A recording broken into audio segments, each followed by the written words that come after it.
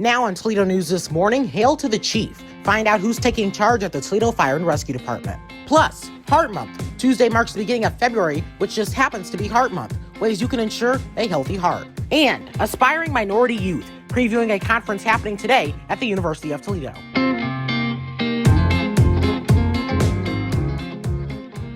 Good morning, my name is Jaden Jefferson, and welcome to Toledo News this morning. This week, Toledo Mayor Wade Capsicavage has announced that the city will have its first female fire chief.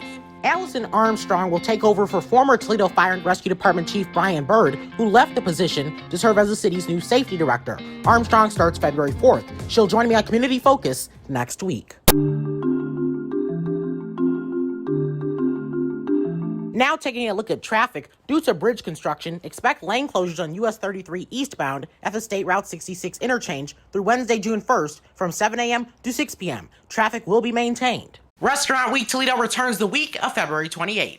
Organizers say the week of the event allows Toledoans the opportunity to enjoy delicious meals at special prices from 36 of the Glass City's best locally owned restaurants while supporting Leadership Toledo's tuition-free youth programs. To partake, just dine in at one of the participating restaurants during the week. Happening today, the 37th Annual Conference for Aspiring Minority Youth will be held at the University of Toledo. The event is sponsored by Toledo Excel, a longtime scholarship incentive program at the university, and Owens Corning. It'll begin at 8:30 a.m. in the Thompson Student Union Auditorium with actor Hill Harper of ABC's The Good Doctor and best-selling author Jeff Johnson, an award-winning journalist and alumnus of the University of Toledo. February is Heart Month.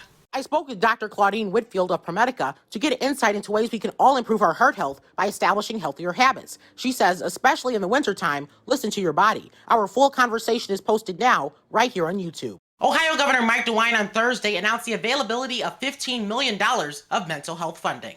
$14.9 million of American Rescue Plan supplemental block grant funds will be used to help strengthen Ohio's statewide mental health and addiction care services system, specifically in the areas of youth prevention and early intervention services. The funds will be distributed over the course of the next 4 years. The city of Toledo will be removing 18 dead trees and debris from Cullen Park and Point Place beginning Monday. The work will take place intermittently throughout the week. As a result, Cullen Park and the parking lot will be closed to residents during that time. The City of Toledo Department of Public Service will post street closure signs. Coming up at the Toledo Opera in February, there are going to be multiple performances of the opera Blue. And joining me more to talk a little bit about that is Alyssa Greenberg of the Toledo Opera. Good morning.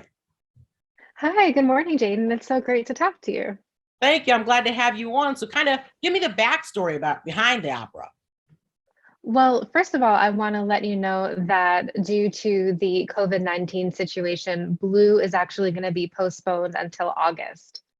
So we have some new dates for the opera. That's going to be August 26th and 28th, 2022. What are kind of some of the days and times that people can find the show?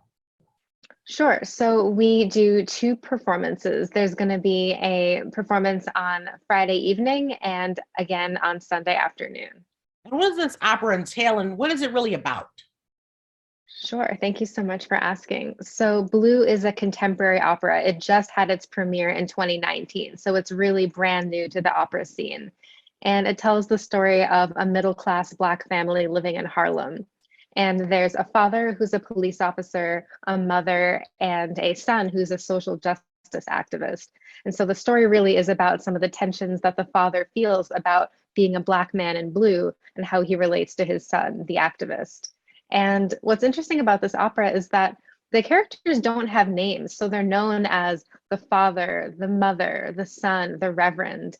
And I think what that really does is it invites us as audiences to really connect our own personal experiences, our own families, our own communities to the family in the opera. How would you say this opera is important to have in our community?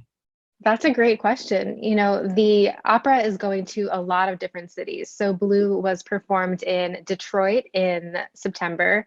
Later this year, it's going to be in Seattle, in Pittsburgh, in Chicago. Later, it's going to be even traveling to Minneapolis, which is the home of George Floyd. So each of these operas are going to land so differently in each of these cities. And it's going to land a particular way in Toledo too. And so it's really important for us as Toledo Opera to create opportunities for Toledoans to share their own personal stories, to really start a dialogue between what's happening in the opera and what's happening here in Toledo. What would you say are the opera's contributions to the community? Because they do a lot of different things in this area. So what do you think are the main contributions? Well, we are the only opera company in town, right? And so it's really important for us to be able to create opportunities for Toledoans to experience opera, not just on the main stage of the Valentine Theater, but we do outdoor performances in the community. We have our Opera Outdoors series that we go to the metro parks, we go to the farmers market, we go to all different kinds of outdoor venues. And it's important for us to create opera experiences both at the main stage, but also beyond the walls of the stage. And if people want to learn more about the Toledo Opera and get involved with some of the different performances that are coming up, how can people go about doing that? You can find us at toledoopera.org, and you can follow Toledo Opera on Facebook, on Instagram, and on Twitter. The Toledo Opera is also hosting a conversation with Rhonda Sewell, Director of Belonging and Community Engagement at the Toledo Museum of Art. The virtual event will be held Wednesday at 6:30 p.m. This week it was announced that country superstar Walker Hayes will perform at this year's Blade Northwest Ohio Riboff. The performance will take place Saturday, July 30th at 8 p.m. Gates open at noon with free admission until 2 p.m. To learn more, visit nworiboff.com. That's all for the news this morning. Have a great Saturday.